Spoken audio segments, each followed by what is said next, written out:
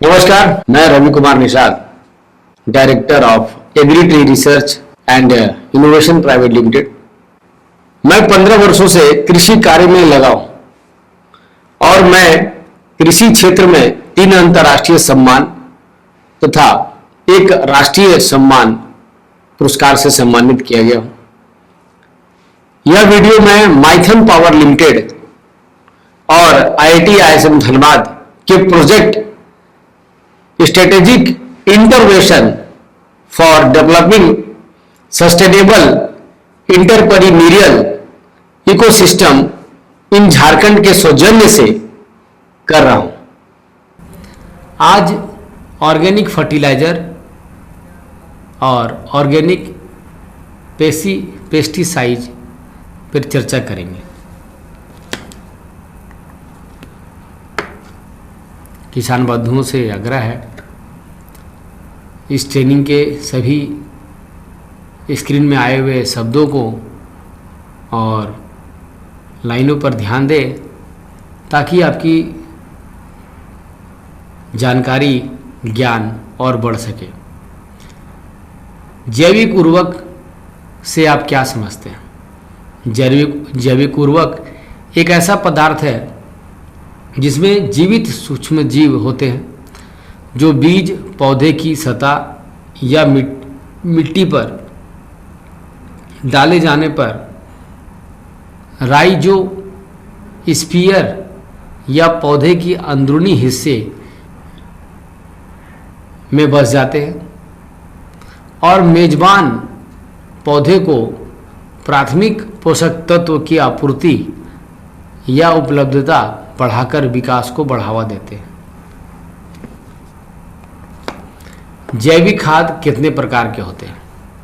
आमतौर पर इस्तेमाल किए जाने वाले जैविक उर्वरकों में पशु खाद, कंपोस्ट, सीवेज, कीचड़, खाद प्रसंस्करण, अपशिष्ट और नगर पालिका बायो सॉलिड्स शामिल हैं।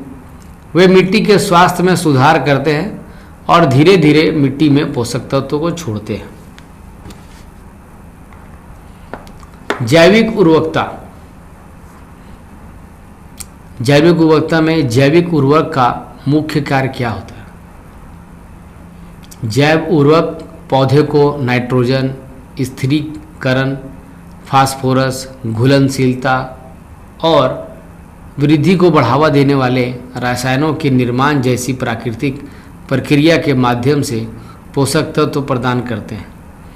वे मिट्टी के प्राकृतिक पोषक तत्व को बहाल करने और मिट्टी के कार्बनिक पदार्थ को बढ़ावा देने में मदद करते हैं। जैव उर्वरक बनाने की विधि क्या है? विशेष सूक्ष्म जीवों की निर्धारित मात्रा को किसी नमी धारक घुलीय पदार्थ, चारकोल, लिग्नाइट आदि में मिलाकर जैव उर्वरक तैयार किए जाते हैं।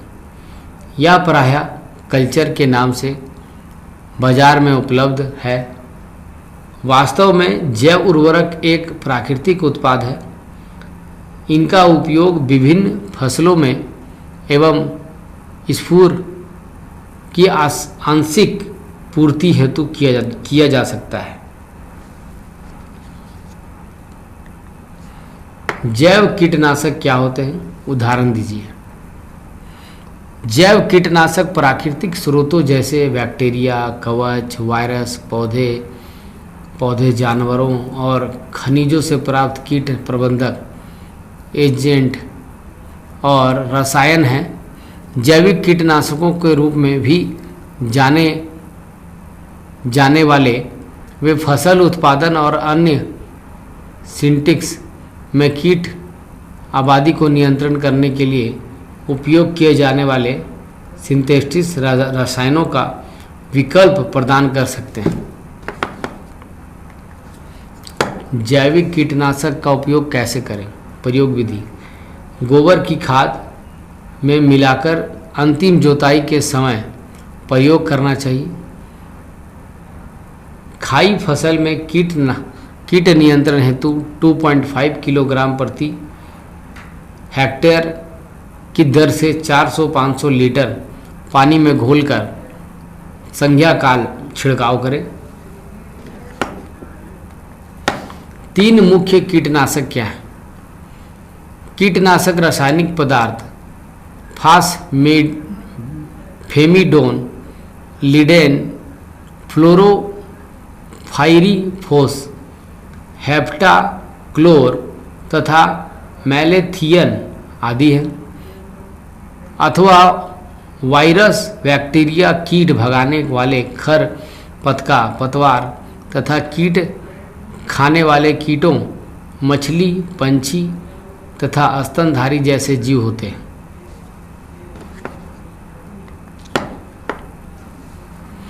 नीम से जैविक कीटनाशक कैसे बनाएं? नीम से कीटनाशक बनाने की तरीके: नीम की हरी या सूखी पत्तियां और नीम की निम्बोली को बारीक पीस लें। पीसकर पानी में डाल दें। इस मिश्रण में 10 किलो छाछ और 2 लीटर गौमूत्र के साथ 1 किलो लहसुन को पीसकर मिला दें। इस घोल में 5 दिनों तक किसी भी बड़े बर्तन में ढककर रख दें और समय समय पर डंडी की मदद से ये घोल मिलाते रहें। जब तैयार हो जाए तो आप इसको छान कर अपने खेतों में छिड़काव कर सकते हैं।